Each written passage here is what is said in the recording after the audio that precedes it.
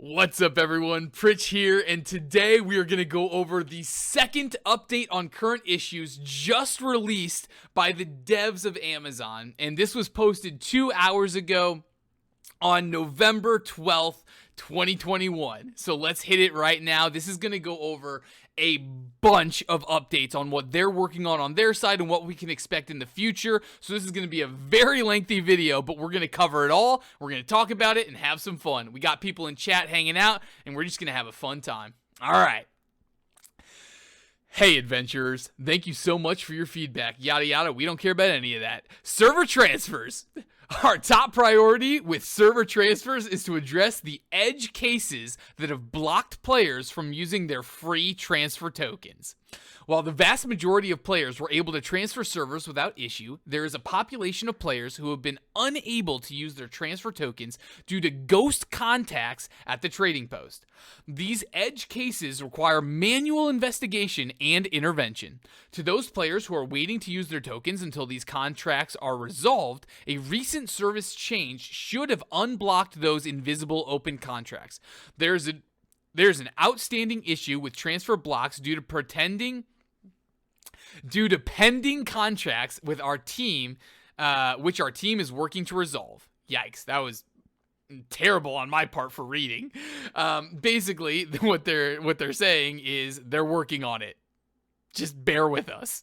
The first round of server transfer provided a lot of lessons for us to learn from. And we apologize that it has been at the expense of some of you joining your friends on a server of your choice. After transfers have been unblocked and our investigations into these cases are complete, we're looking to provide a second round of server transfers. Estimated timing is before the year's end. We will keep you updated if that changes. Basically, guys, we're going to get a second round of server transfers, and it's hopefully going to happen within 2 months. All right? Be on the lookout. Region transfers.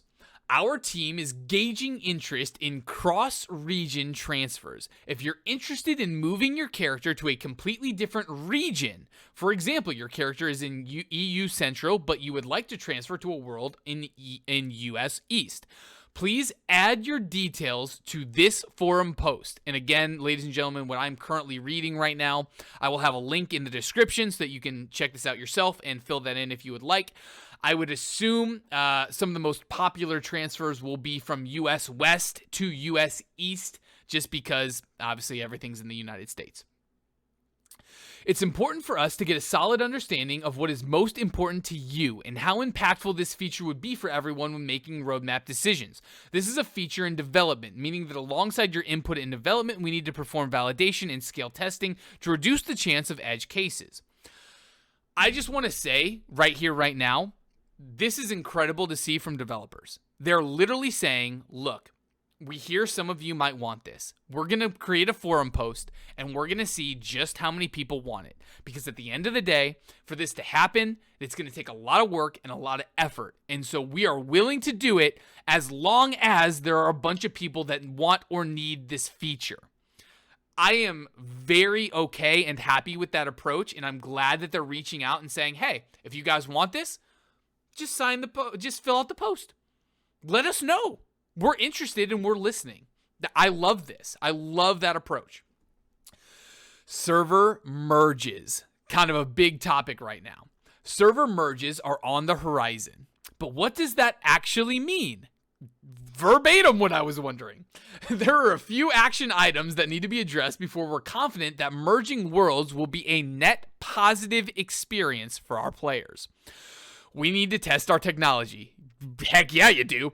We had tested world mergers in closed beta, which caused a persistence issue that has since been resolved, and we continue to test merges with our team and non-public worlds. Since beta, we have addressed issues as they arise, and we have added quality of life changes like a countdown timer for worlds set to merge. The public test realm provides us with our next opportunity, tentatively scheduled for Monday morning, to further test this technology before using it in live game. When we're ready to take this technology to your worlds, there is a few things we look at in order to determine what just happened? Oh my goodness. I completely lost where I was.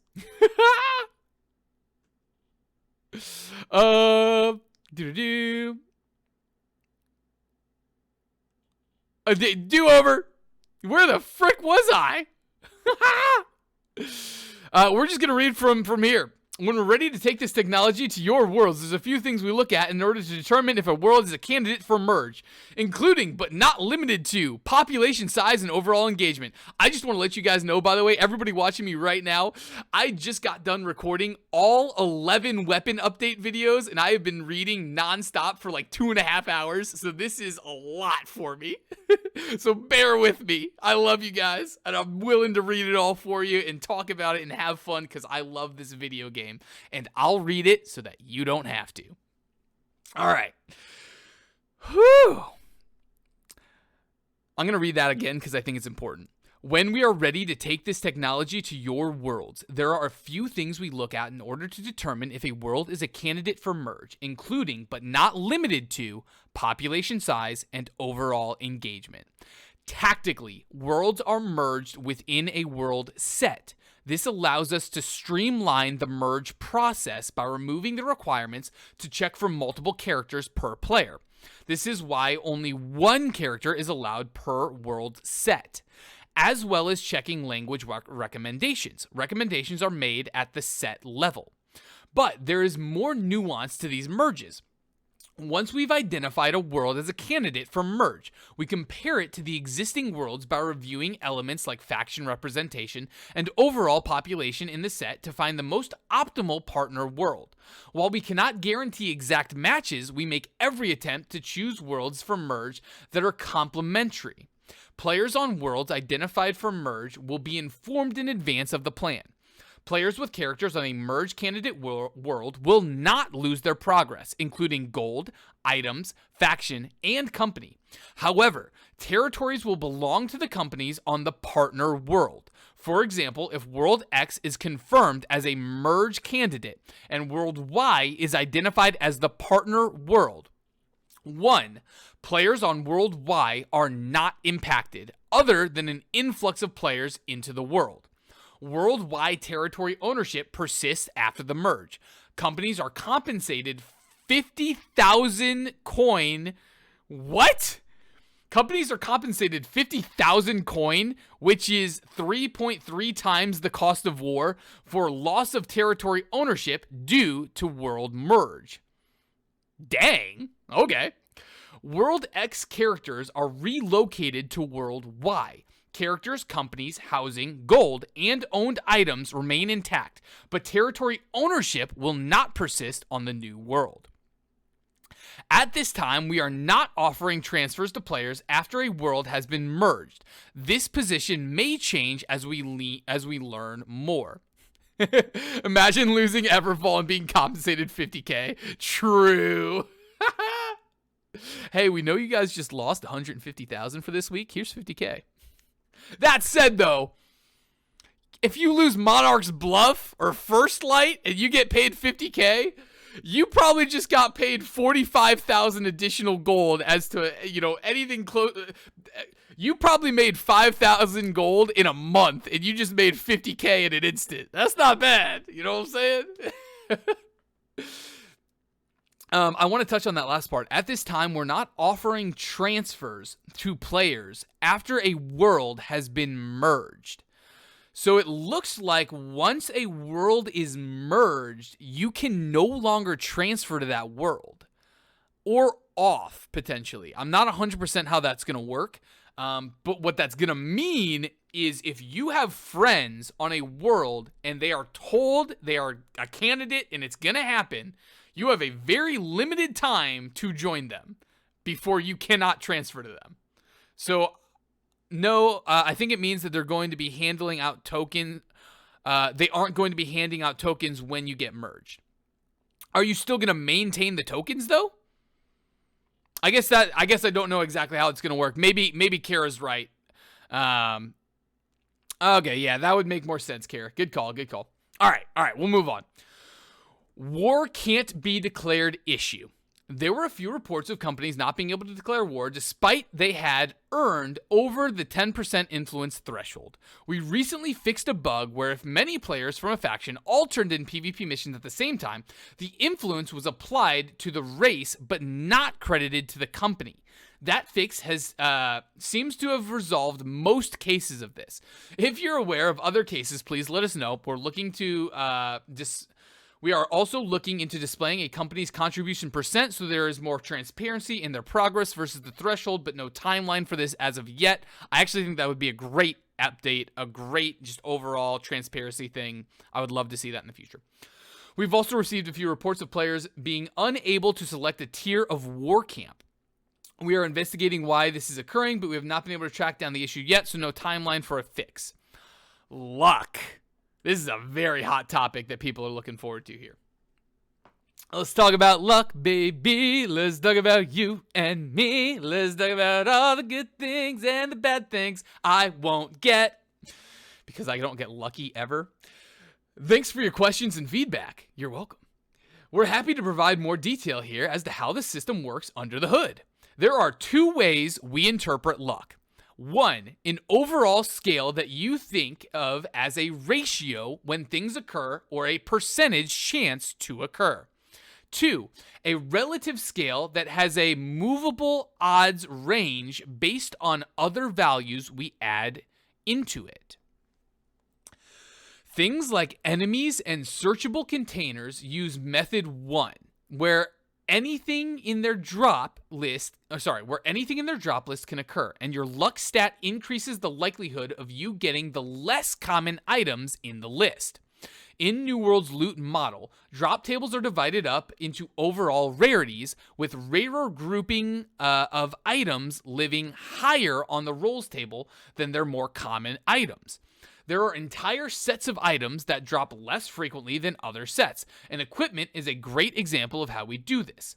There are collections of equipment that live at different general probabilities: a common set, family set, and elite sets.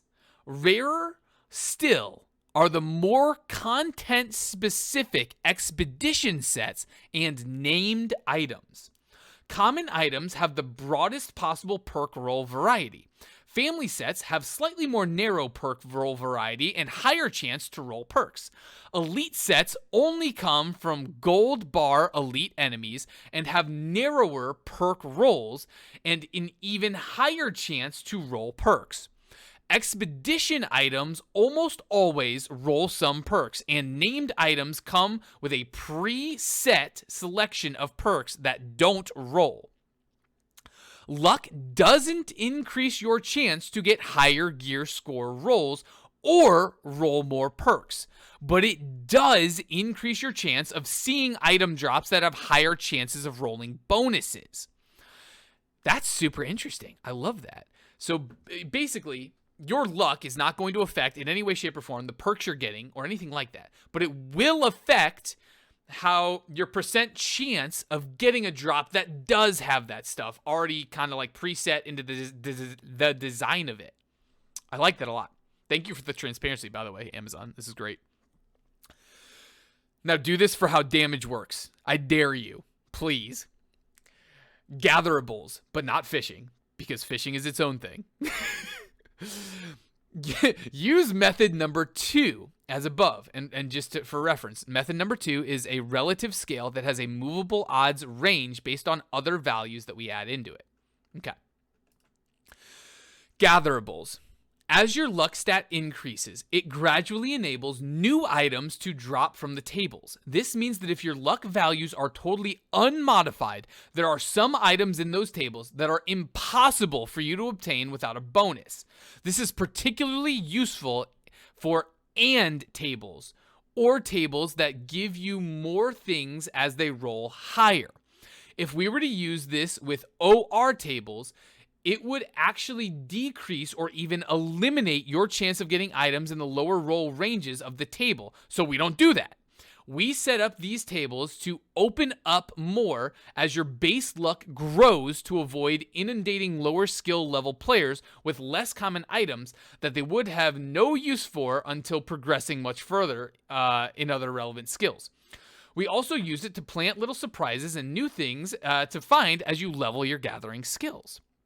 Additionally, we don't use percentages in our data notion. We use an integer-based roll ranges to apply probability weights to the chances of a specific thing dropping. For instance, let's the roll range, I think it's supposed to, let's say the roll range on regular tree is 100,000, because it is. All right, so they use a 100,000 range. But somewhere above that range, it's, say, 105 is a chance to get a fish. Trees don't drop fish. This is just an example. What? Mind blown. This is the title of the whole thing. Trees don't drop fish. That's gonna be my thumbnail right there. When you chop down that tree with unmodified luck, you have a 0% chance to get a fish. But if your luck was modified by, say, 10,000, your roll range increases from 0.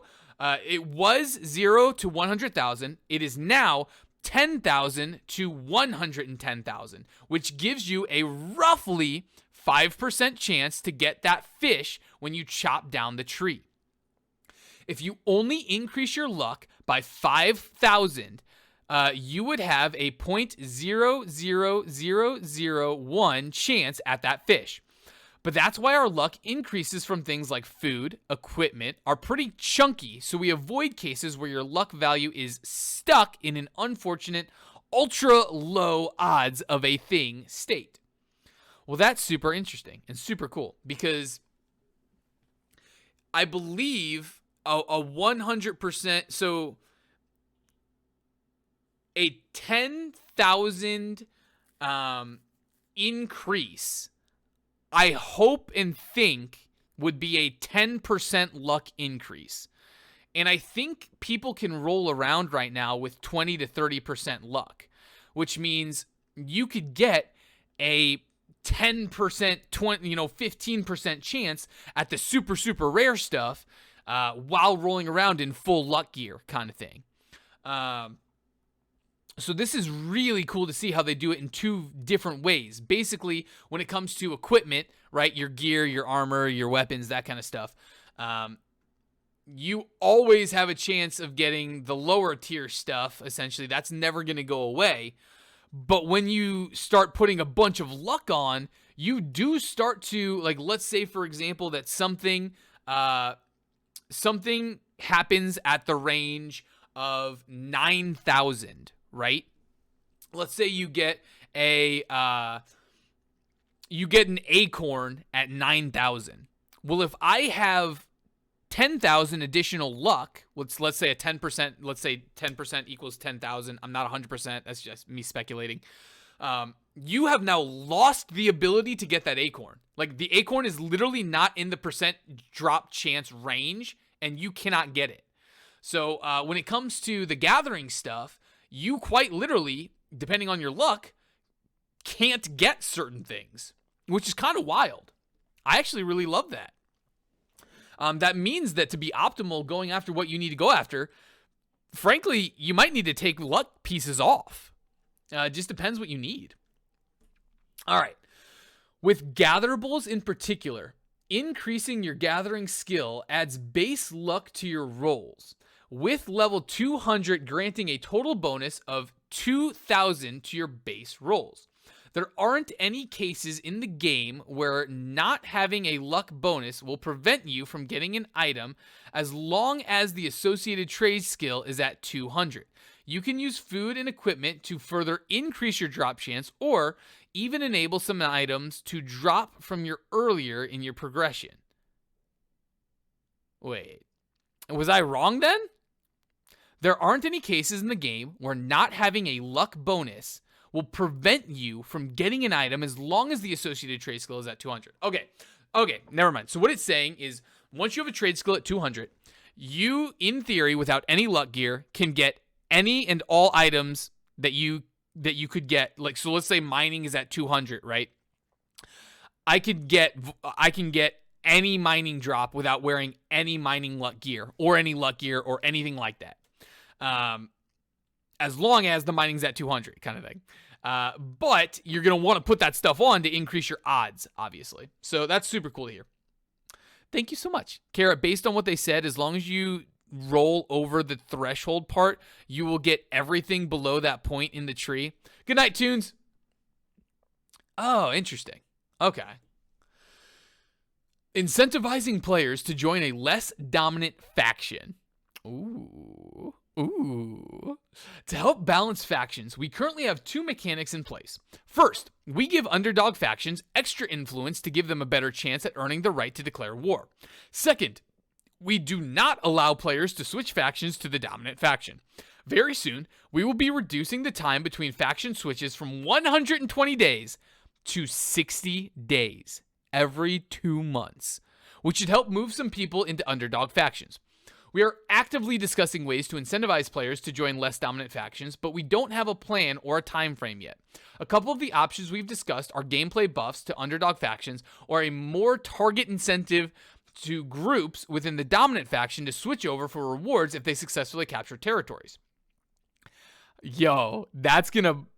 I'm just saying this from like an alliance standpoint. That's gonna really F with your system if you are incentivizing people to screw each other over. Ooh, I don't know, man. I don't know if that's the way to go. Let me know in the comments what you guys think about that one. Our stance on exploits. Oh, wait. Have you heard everybody complaining that you don't care that people are duping? This is going to be a good one. This is going to be the good one. Let me get a little water in.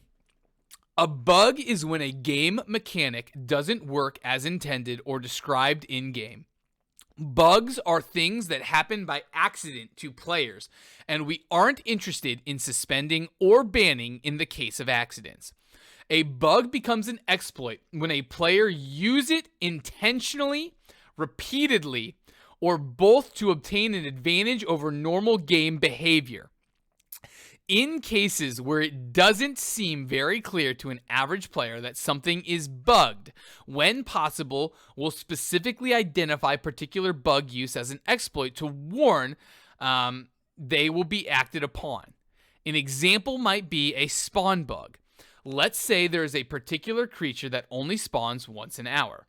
A player stumbles upon a sequence of actions that causes the creature to spawn instantly.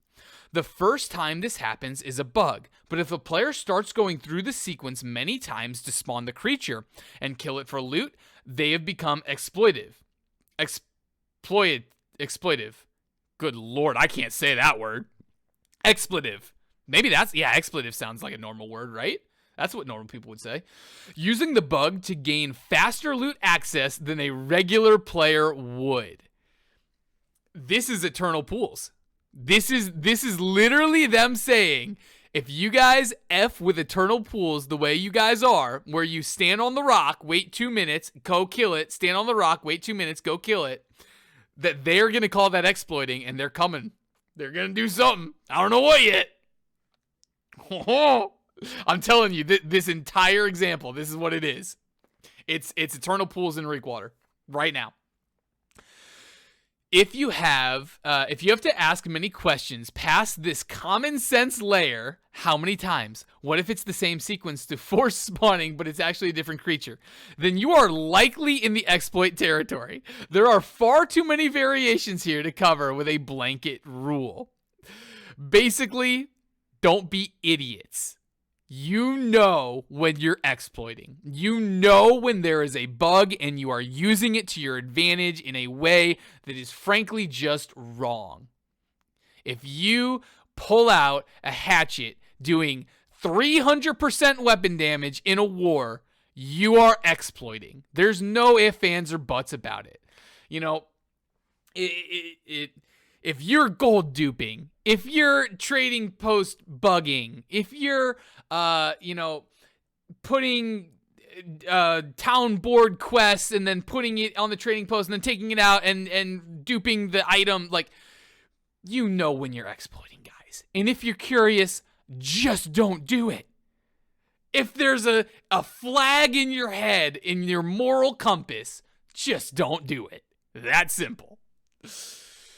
How do we penalize on players deliberately utilizing exploits to win wars or farm gear? Oh, let's go. Let's friggin' go. You better be good here. Usually, our course of events is to suspend players temporarily first, then switch to banning if the behavior repeats. There are particularly egregious cases where we might fully ban even on the first event.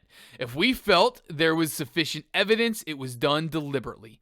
Both of these issues are separate from use of third-party software to gain advantage in game. That is not a bug, and a player who is doing this should expect to be fully banned as it's against terms of service. Here's my problem. You haven't addressed the fact that gold duping is only getting a temporary ban. None of this addressed the fact that gold duping is getting temporary bans. And that is what people are so pissed about. It's literally robbing a bank of $30 million, spending one night in jail, and then when they let you out of jail, they are literally handing you the $30 million that you stole. Does that make sense? I'm not convinced that we're handling the gold duping properly, and I think that's where most people's concerns are. I would love maybe an Amazon update on that specific how you want to address gold duping issue. Quest and quest design. Wait, you guys have quest designs? Yes, they do, Monkey, and they put it into the frickin' economy. We've been gathering data and feedback on quests and storytelling since launch, and we appreciate everyone who shared their thoughts on the forums and social media. There are many ways we want to improve the quest experience in New World, but your input is essential for helping us set priorities. The most significant areas of concern we've identified are the lack of variety in quest dynamics, quests that require players to undertake long travel times, and the ways in which our storytelling in individual quests and across the whole of the game could be more compelling. Additionally, there have been several specific issues with long spawn times and excessive difficulties with some named enemies in both the main story and side quests. Why? Why is Well Guardian instanced? I'm just like, why? Well, why would you not let people in there to help their friends, man? That's all I'm saying. It makes no sense. The good news is that many improvements are already in progress. A sample of some of the efforts underway right now.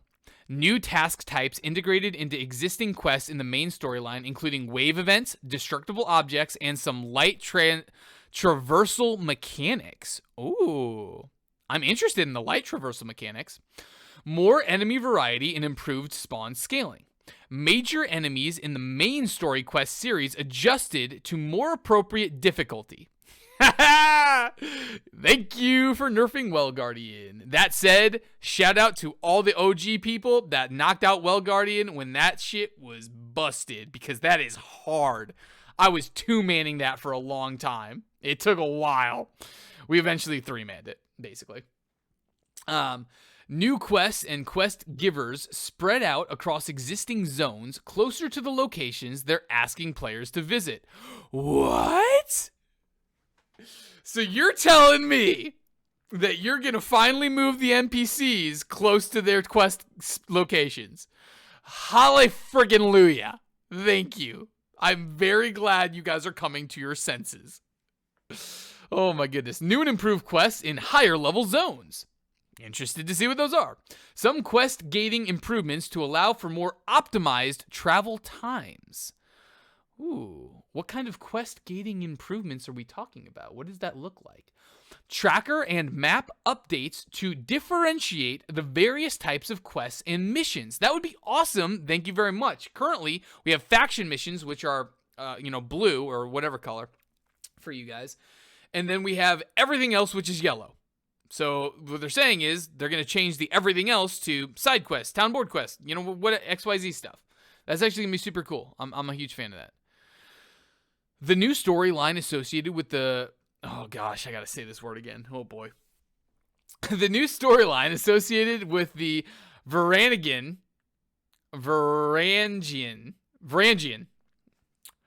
The new storyline associated with the Varangian Knights, which will play out further in further releases. New presentation methods to highlight major story moments in the game.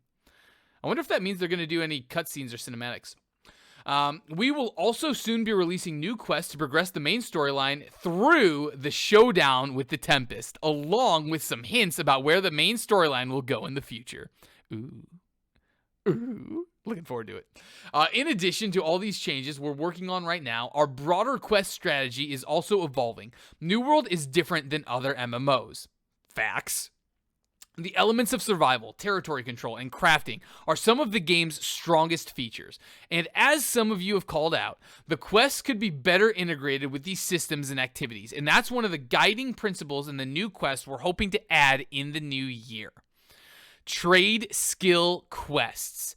Over several updates, we'll be adding new quests and storylines centered on player trade skills. Advancing skills like mining, leatherworking, and cooking will unlock new quests at various thresholds. The quest givers for these will be located in new camps and outposts spread throughout Eternum, and along with new skill-related storylines, they'll offer special skill-enhancing rewards. Weapon Mastery Quests. Similarly, we'll be rolling out a new series of quests associated with each weapon type. These opportunities to track down and meet the masters of your chosen weapon type will lead to new personal stories and challenges for each weapon and, of course, new unique weapon rewards. I am so excited and looking forward to what they just said right there.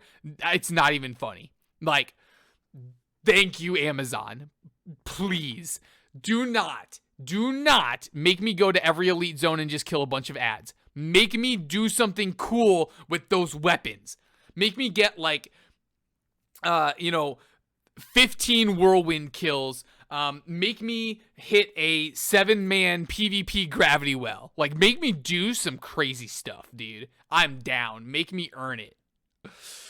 New expeditions and features. New expeditions and features released in coming months will also introduce new stories and quests to accompany them. These quests will incorporate all new dynamics we're developing in recent months and created a much more varied quest experience across the game. We hope these goals and this direction are as inspiring for you as they are for us. We continue to welcome your feedback and input as we go forward. We are looking forward to exploring the potential of Eternum over many years. What we have right now is just the foundation for what's to come. I mean, I'll be honest. You're hitting the nail on the head with the key stuff here. You're saying if you implement what you're saying, it's gonna make your game really good. And I'm really looking forward to being there and playing it all. I'm just like, that all is fantastic. Trade school quests, yes. Weapon mastery quests, yes. Please, I'm begging you. The weapons that we get at the end of doing the master quests need to be the proper stats. So help me God, if there's a great axe with dex on it, or if there is an ice gauntlet with strength on it, right? Like, they need to be the proper rolled stats, or we will be pissed. I'm just letting you know right now. Representation and character customization / design. When we talk about aesthetics, especially for characters and player gear, we envisioned Eternum as an immersive world that feels grounded in real history, but also serves as a jumping off point into the fantastical. Our intent is everything the player's encounter feels exaggerated and dramatic, yet still believable, offering a sense of the familiar, but also the otherness. Beyond just historical accuracy, we seek to bring to life how it might feel living on the supernatural island, dealing with the various magical forces and dangers it contains. Like our players, our narrative brings people to this island from all over the world, and we want our characters and gear to reflect that wide diversity.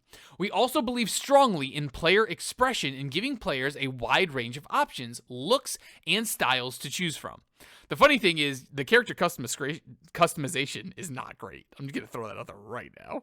It could use a little work. Also, there needs to be some sort of transmog system. Like, if I salvage a piece of gear, I would like to be able to use the aesthetics of that gear, if that makes sense. Basically like Guild Wars 2. Looking ahead, we intend to continue adding more outfit varieties, both in cultural and narrative-driven looks. Some more grounded, historical, and functional, while others may feel more whimsical or supernatural in nature. Finding that balance is something we continue to experiment with for each outfit. Artistically, we gravitate towards making a dramatic statement rather than risk being too safe in our designs. This approach may result in a few elements that feel outlandish to some, but often will land us in a much more evocative and interesting visual space that we hope feels unique. There are so many big words here that I literally never hear, and I'm just like, wow, there's some eloquent writing over here. We also intend to continue adding variety to outfits that offer a more feminine or masculine look that can be worn by all body types. As for character creation, looking further ahead, we have a few plans on how we can expand the available options as well as offer new ways to customize your character. Our goal is for players to be able to create a character that they can relate to, and that fits the personality the way they want their character to convey. I'm not gonna lie, all of that was basically like, hey, we do gear and we make outfits. That didn't really give me much of anything. I'm not gonna lie. At least, maybe it did for you guys. I didn't get too much out of that one. Minimap. We've been following the conversation on the forums and believe we understand the reason players want a minimap. We we are aware that there is a perception if we implement minimaps, then players don't want them can simply turn it off. But in reality, players may feel at a disadvantage without it. Right now, creating a minimap is not a high priority for us, as we have other items we feel are more pressing. The high-level reasoning is that we have concerns with it meshing with New World's action combat style and world design, that it would break immersion, may limit the drive for exploration, and there are technical limitations. We feel the compass fulfills the needs, fits the setting, and promotes exploration and supports combat. Diving into some specifics, a big part of our combat is situational awareness, and the addition of a minimap may compromise this in a few ways. First, we're concerned that eyes may be planted on the minimaps as opposed to the play space. Second, if there are any combatants, AI or player on the map, it could change how the game is played. Frankly, I 1000% agree with this. I am actually very okay with no minimap. And these two are really my bigger reasons. Another concern is that players may play the minimap, or at least stare at it, as opposed to the game world, which could have a negative effect on immersion. That's basically the same thing you said above. Once implemented, the desire for more efficiency will likely drive to added gameplay elements like nodes, active and inactive, local wildlife, and players. Then gameplay could become more about efficiency and less about getting lost in a tournament. At that point, we are playing a 2D game as opposed to this beautiful interactive world we've created. Facts. A tournament is built with landmarks, roads, and vistas to drive exploration, not to mention key elements that might be off the beaten path. If we had a minimap, it would change open world behavior and potentially remove the natural exploration that happens now in the game. The fact that they're continuing to go on and on about this minimap thing, like, wow, this must have been a big discussion thing for them in their internal testing and talks.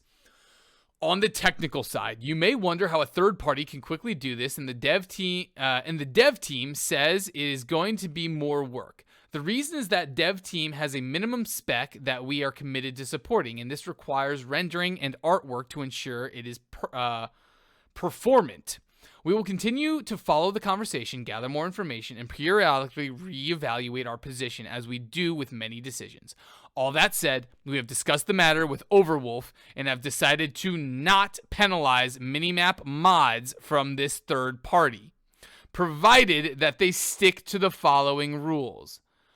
Wait, what? You just said that you don't want to do... Hold on. You just said no minimaps. And now you're saying, but we're going to allow a third-party minimap. What? What? Okay. I am baffled by this decision. As a general rule, the minimap follows basically, they're not going to penalize anybody using Overwolf's third-party overlay as long as they stick to the rules.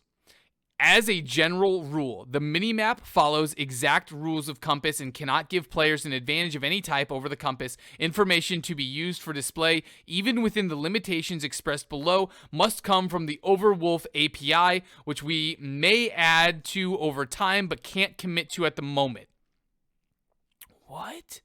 The minimap can show player position, show folks in group as we do on compass. Only show node placements if they've unlocked that node via trade skill, provided it is within the range that compass would display them. Only show AI that you've unlocked via trade skills as compass and within range of compass. Show quests as they do on the compass. I'm super interested to see if people break that fast. So big note off this, guys. You can use the Wolf's. What's this dude's name? Overwolf. You can use Overwolf's minimap mod. Amazon has okayed it. At this time, we can confirm that we have not banned anyone from using the minimap mod from Overwolf. In the future, we may change our position on this and decide to add a minimap or change our position on allowing Overwolf. If we were to change, we would give plenty of notice along with a designated grace period. We would not ban players for continued use, but would take action after that grace period has ended. Very interesting. All right. Company concerns. One of the key elements of New World is players' ability to change the world. To achieve that, we give players a ton of power to form organizations, take over territories, and manage town policies. But with that power comes some risk that bad actors will use that power for self-gain. With great power comes great responsibility. We've tried to provide guardrails to ensure that bad actors don't create too much loss. Cap player coin at 500k, ability to set withdrawal limits for lower ranks, etc. But there have been few cases of it happening recently. In the future, we would like to give players more information, like a company ledger, and more ways to control access, like the ability to choose company permissions. This should give players better tools to find and avert loss, but these changes are lower priority at the moment versus some of our initiatives. Combat responsiveness. I'm pretty sure this is like copy-paste from what we had before with combat responsiveness, but I'm going to read it anyways. Along with bug fixes, tuning, and the plan changes for work territory control, the team is starting on some next steps towards combat. Our initial focus is weapon swapping, dodge canceling, and attack input windows. We are currently working on weapon swap responsiveness and making sure that it is more consistent throughout all attacks, as we want swapping weapons to be an integral and fluid part of combat. It's not. It sucks right now. Please fix it. There are many times that you think you've swapped weapons, but you end up attacking with the currently equipped weapon instead. We are working to fix these issues and expand when you're able to swap your weapon.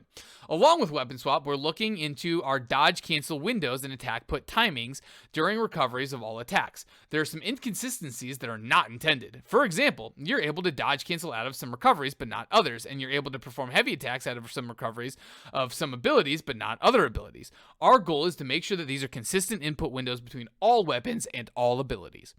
Weapon swaps, dodges, and attack inputs are major parts of our combat system, and we want to make sure that they feel fluid and responsive. We'll be rolling out changes over the next couple major releases, so please continue to provide feedback as we continue to make improvements. In addition to the changes to combat responsiveness, we're planning on a balance update in a future patch to adjust a variety of abilities and tune some of the lesser used abilities to make a wider selection of abilities more viable.